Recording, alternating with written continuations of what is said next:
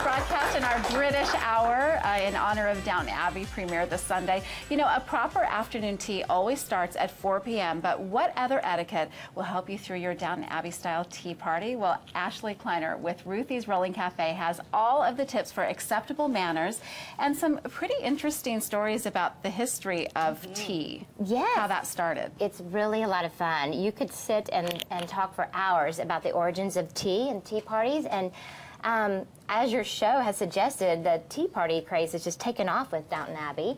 But tea parties started, it is credited back to the Queen Victoria's time, and Duchess Anne was one of her ladies-in-waiting, and she was getting hungry between lunch and supper. It was taking longer and longer, so she called for small tea cakes and tea to be brought to her private quarters.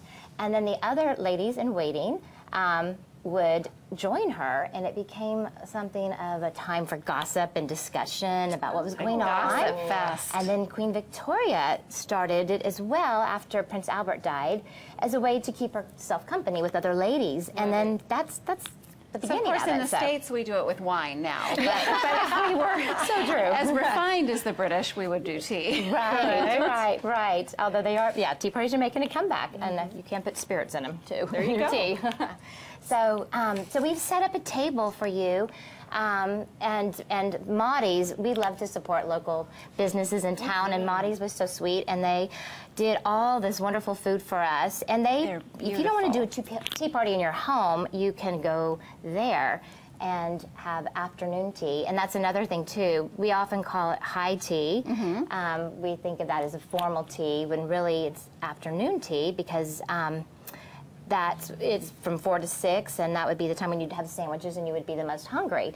But high tea really is the servants would eat at that time in the high chairs and the meals. So what's the etiquette? Because I'm seeing sandwiches and biscuits, and I just want to eat them. I know. Okay. I'm sure there's a proper way to do this, and I'm just ready to dig in. I know. Well, you know, we kind of relax things over here. So, but if you wanted to do it the proper way, you would start with the savory first. So you'd have these wonderful sandwiches, and then you move to the scones, which would be the second thing you would eat. So you get one of each. Or more. Like a carb fest. And then tea you time end is a with the carb sweets. fest. It is. So is that like a fruit. pimento cheese and yes, a cucumber? and cucumber, and then egg salad. Please do. They're delicious. They're absolutely delicious. So, isn't that fun?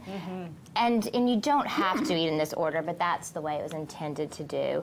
And then there's another thing with the tea and the order, if you put cream in first or you put the tea in first. This is so interesting. Yeah, share that. Okay, so back in the Victorian times, the china was thin. Unless you were wealthy, you were able to afford a thicker china.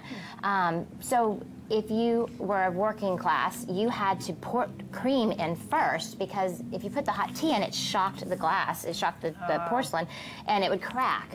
And so it is said that that was a way wealthy families would be able to tell if a suitor for their young daughter was of common stock or not. If he came to court their daughter and they served him tea, and he poured cream in first, it was because he was used to protecting the cup. Exactly. So yeah. But also, you don't want to put, if you want lemon in your tea, put that in after you pour the tea.